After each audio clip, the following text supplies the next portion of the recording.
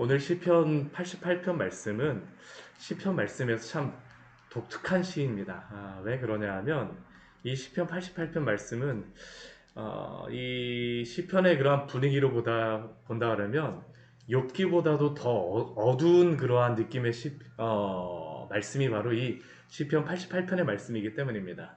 왜냐하면 보통 다른 시편 같은 경우에는 고난 가운데 있다 할지라도 마지막에 가게 되면 하나님의 그러한 인도하심으로 인하여서 주의 인도하심으로 인하여서 소망을 보고 희망을 보게 되었습니다라는 그러한 소망적인 그러한 고백, 하나님을 기대하는 그러한 시편으로 그 마무리가 되어지곤 하는데 오늘 시편 88편 같은 경우에는 처음부터 끝까지 소망이나 희망에 대한 그러한 기도조차도 없습니다. 굉장히 어둡고 어두운 시편이 바로 오늘 시편 88편의 말씀입니다.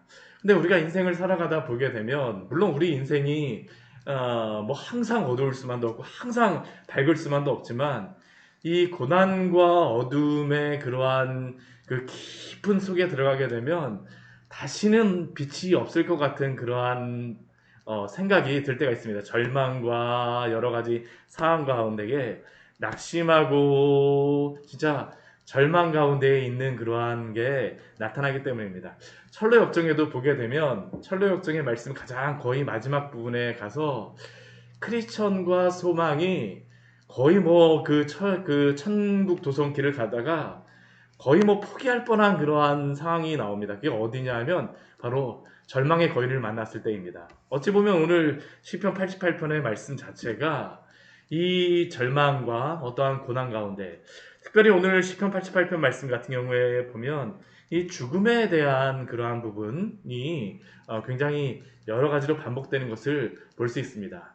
우리가 알 수 있는 것은 이 시인이 굉장히 큰 고난과 환난 가운데에서 절망 가운데에서 지금은 어떠한 소망도 볼 수 없는 것 같은 그런 상황에 있다라는 것을 우리가 볼 수 있습니다.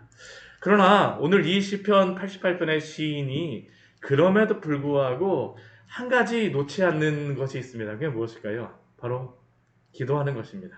기도로서 시작을 합니다. 우리 1절 말씀을 보게 되면 이러한 상황 가운데에서도 여호와 내 구원의 하나님이여 라고 주님을 부르짖고 있죠. 여호와라고 하는 이러한 이름 자체가 하나님이 스스로 계시다라고 우리에게 알려주신 그러한 이름인데 스스로 계신 하나님, 구원의 하나님이여 나를 보아주시옵소서라는 게 바로 이 시편 기자의 그러한 시작이라고 할 수 있습니다. 내가 주야로 주 앞에 부르짖었사오니 낮으로 저녁으로 주 앞에 부르짖는 이 시인의 기도, 그러한 가운데에 주님 앞에 간절히 기도합니다.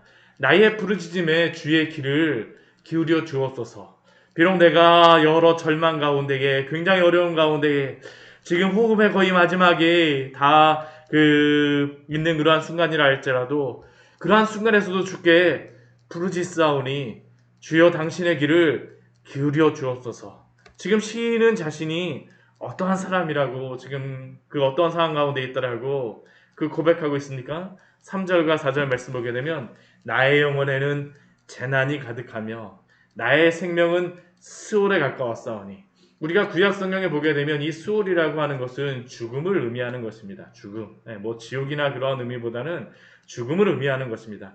나의 생명은 죽음에 가까웠사오니 나는 지금 무덤에 내려가는 자와 같이 인정되고 힘없는 용사와 같으며 흡사 죽은 자 중에 던져진 것 같고 죽임을 당할 무덤에 누운 자 같습니다. 지금 이 시인이 하나님 앞에 기도하는 것이 바로 이러한 상황입니다. 죽은 자 같습니다. 그런데 이 고난과 이 환난까지도 이 시인이 고백하는 것 중에 한 가지 무엇이냐면 이것까지도 하나님이 인도하신다는 것입니다. 우리가 이 믿음이라고 할 때에 항상 좋은 상황만 하나님이 인도하신다는 것은 우리가 참된 믿음의 고백이 아닙니다. 우리가 어떠한 상황에 있다 할지라도 그 상황까지도 비록 고난과 환난까지도 주님이 나를 인도하신다라는 것이 바로 성도가 가져야 될 믿음이겠죠. 그렇기에 그곳에서 주님이 우리를 붙잡아 주실 것에 대한 소망이 있는 줄 믿습니다. 오늘 6절 말씀 보십시오. 주께서 나를 깊은 웅덩이와 음침한 곳에 두셨사오며. 주님, 지금 나는 웅덩이와 같고 음침한 곳에 있는 것 같습니다. 또 우리 8절 말씀을 보게 되면 주께서라고 또 이야기를 하죠. 주께서 내가 아는 자를 내게서 멀리 떠나게 하시고 나와 함께하던 그러한 자를 멀리 떠나게 하시고 오히려 나는 그들에게서 가증한 것과 같이 그들이 보기에는 굉장히 환난을 당하고 굉장히 지저분한 그러한 사람과 같이 더러운 자와 같이 그 가증한 자와 같이 보게 하셨지만 그리고 곤란으로 말미암아 내 눈이 쇠하게 되었습니다. 그러나 이 가운데에서도 시인은 어떻게 합니까? 우리 9절 말씀 보게 되면 주를 향하여 나의 두 손을 들었나이다. 이러한 고난 가운데서도 결코 시인이 포기하지 않는 것은 바로 이러한 환난까지도 주님이 그 인도하신다라는 그러한 믿음이 있기 때문에 이 속에서도 주께 두 손을 듣게 되죠. 이게 정말 대단한 믿음 가운데에 고백하는 그러한 시입니다. 시편이죠. 시인이 주님 앞에 또 질문하는 것이 있습니다. 내가 이러한 고난 가운데 있는데 주님, 죽은 자에게 아무리 주님이 기적을 보인다라 할지라도 그것이 무슨 의미가 있겠습니까? 우리 10절 말씀 한번 보십시오. 주께서 죽은 자에게 기이한 일을 보이시겠나이까? 죽은 자에게 아무리 기적이 일어난다라고 해서 그것이 무슨 의미가 있겠냐라는 것입니다. 우리 11절 말씀도 보세요. 인자하심을 무덤에서 보여주신다라고 해서 그것이 죽은 자에게 무슨 소용이 있습니까? 성실하심을 멸망 중에 선포할 수 있다라고 해서 그것이 무슨 소용이 있습니까? 죽은 자에게는 그것이 볼 수 없다라는 게 지금 시인이 지금 주님께 하나님께 기도하는 것입니다. 흑암 중에서 주의 기적과 이즘의 땅에서 주의 공의를 알 수 있으리이까. 지금 시인이 바로 이러한 고난과 환난 가운데 주님 앞에 그대로 간구하며 기도하고 있는 그러한 시편이죠. 그러한 가운데에서 시인이 또다시 무엇합니까? 우리 13절 말씀 보면 여호와여 오직 내가 주께 부르짖었사오니. 이러한 상황 가운데에서 주님께 부르짖으며 기도합니다. 지금 상황은 어떻습니까? 어찌하여 나의 영혼을 버리시며 주의 얼굴을 내게서 숨기시나이까? 흡사 지금 이 상황은 주님께 버림을 받은 상황과 같고 얼굴을 숨기시는 그러한 상황과 같이 보여주고 있습니다. 주의 진노가 넘치고 두려움이 자신을 끄는 것과 같이 보입니다. 사랑하는 자와 친구를 멀리 떠나게 하시며 내가 아는 자를 흑암에 두셨다라고. 아니, 이 사람이 지금 이 시인이 그 자신이 지금 흑암에 있기 때문에 다른 사람들도 흑암에 있는 것처럼 보이는 것이죠. 이게 바로 오늘 시편 88편의 그러한 말씀입니다. 오늘 시편 88편의 말씀은 정말 제가 처음에 이 시편을 말씀드리면서 했던 것 같이 정말 처음부터 끝까지 온전하게 소망에 대한 말씀은 하나도 없고 고난에 대한, 환난에 대한, 절망에 대한 말씀만이 나오고 있습니다. 우리의 인생도 살아가다 보면 고난이 끝나지 않을 것 같이 반복되어지는 그러한 상황이 보이기도 합니다. 저도 이 코로나 처음에 시작될 때는 그런 것 같더라고요. 이게 몸이 힘들구나. 그러나 우리가 그러한 상황 가운데에서도 기억해야 될 것이 무엇입니까? 끝까지 주께 소망을 갖고 기도해야 될 줄 믿습니다. 그리고 우리의 소망이 이 세상의 어떤 것에서 우리가 찾는 것이 아니라 사실은 이 환난 가운데서 우리가 발견해야 될 가장 중요한 하나님의 말씀은 무엇이냐 하면 우리가 이 세상 가운데선 소망을 찾을 수 없다라는 것을 우리가 고난 가운데에 보게 되는 겁니다. 우리가 욥기의 말씀을 보게 되면 욥이 그 가운데에서 너무나 고난이 심하다 보니까 나에게는 정말로 하나님 앞에서 중보자가 필요하구나라는 것을 욥이 발견하게 되어집니다. 그 고난이 너무 극심하다 보니까 부활이라고 하는 것이 그 전까지는 부활에 대한 그러한 개념이 거의 구약에서 나오진 않거든요. 근데 욥이 너무나도 고난이 심하다 보니까 영혼과 이 부활에 대한 소망이 바로 이 고난 가운데서 욥이 발견하게 되어집니다.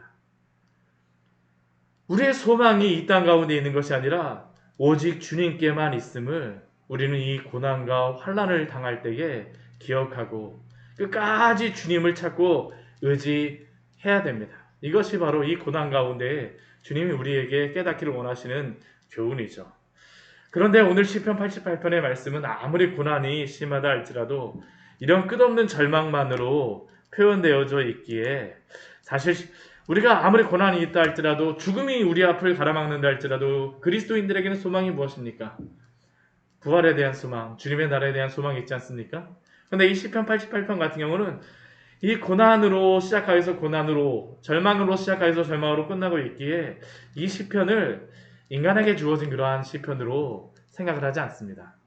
무엇으로 많이 해석을 하였었냐 하면 이 시는 인간에게 해당되어진 그러한 시가 아니라 바로 그리스도가 온전히 당하였던 십자가의 고난과 그 고난 가운데에 예수 그리스도가 고백하여 느꼈던 그 절망의 말씀을 기록한 것으로 기억을 합니다. 그래서 이 시편 88편의 말씀은 전통적으로 언제 많이 읽었었냐 하면 예수님께서 십자가에 못 박히신 그 금요일에 읽었던 시편이 바로 이 시편 88편의 말씀입니다. 예수님은 십자가에 못 박히셔서 어떠한 상황을 당하셨습니까? 옛 사람들에게 버림을 받으셨죠. 많은 사람들이 벌레와 같이 보았던 것이 바로 예수님 아닙니까? 예수님이 이 예루살렘에 들어오실 때 호산나 호산나 찬양하였던 그러한 사람들의 그러한 환호의 소리는 십자가를 못 박으라는 그러한 소리로 바뀌게 되었고, 많은 사람들이 예수님이 십자가를 못 박힌 가운데 무엇이라고 조롱하며 말합니까? 우리 이 말씀을 같이 한번 찾아보도록 할까요? 누가복음 23장 35절에서 우리 37절까지의 말씀을 같이 한번 보도록 하겠습니다. 누가복음 23장 35절에서 37절의 말씀입니다. 그 십자가 위에서 대부분의 사람들이 죽임을 당하게 되면 그래도 숙연하게 되어지는데 예수님은 그 숙연함조차도 없습니다. 십자가에 달리셨을 때에 우리 37절, 우리 38절, 35절, 36절, 37절 말씀 같이 한번 읽어보겠습니다. 백성이 서서 구경하는데 관리들은 비웃어 이르되 저가 남을 구원하였으니 만일 하나님이 택하신 자 그리스도이면 자신도 구원할지어다 하고 군인들도 희롱하면서 나와 심포도주를 주며 이르되 내가 만일 유대인의 왕이면 내가 너를 구원하라 하더라. 아무리 무시를 당하고 하였던 그러한 사람조차도 이 죽음의 그 장례식 앞에서는 어떠한 사람이라 할지라도 모르던 사람도 그 앞에서 숙연해질 수밖에 없는데 예수님 같은 경우는 어떻습니까? 사람들에게 멸시를 받고 십자가에 달리셨던 것이 바로 예수님의 모습입니다. 어느 존재가 하나님 앞에서 사람들 앞에서 이러한 저주를 이러한 비웃음을 당하겠습니까? 그런데 예수님은 그냥 사람들에게만 이렇게 멸시를 받으셨던 것이 아니죠. 하나님에게서도 버림을 받았던 것이 바로 예수님의 그러한 십자가의 고난입니다. 우리 마가복음 15장 34절 말씀 예수님의 그 외침을 같이 한번 읽어보기로 합니다. 마가복음 15장 34절의 말씀입니다.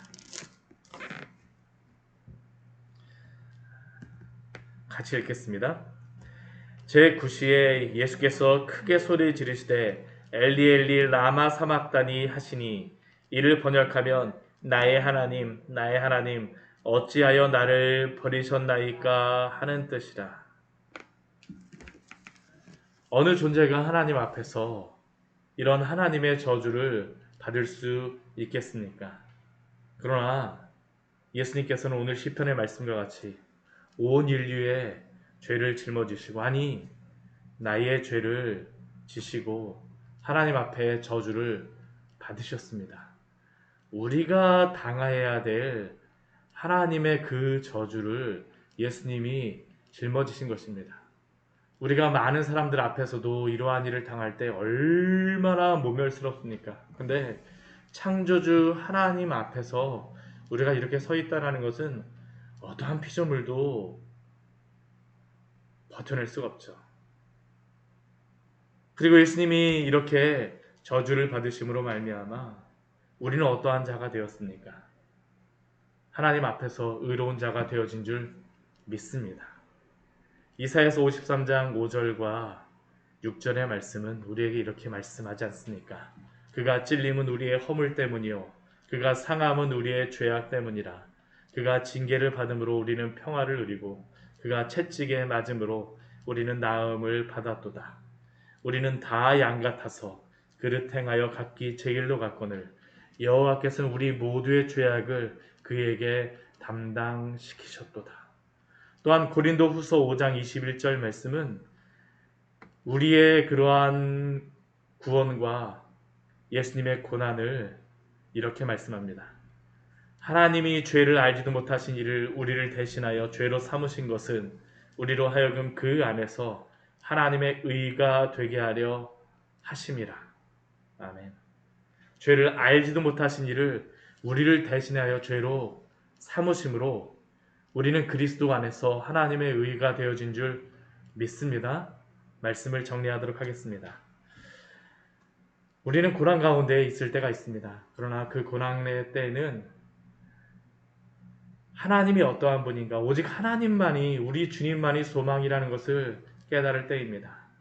그리고 또한 그 고난의 때 가운데에 우리를 대신하여 이 모든 하나님의 저주를 받으신 예수 그리스도를 기억함으로 우리가 나음을 받았음을 기억하며 그 안에서 예수 그리스도로 인하여 영원한 소망을, 영원한 구원의 은혜가 있음을 기억하시기를 축원합니다. 같이 기도하도록 하겠습니다. 하나님 아버지, 오늘 말씀을 통해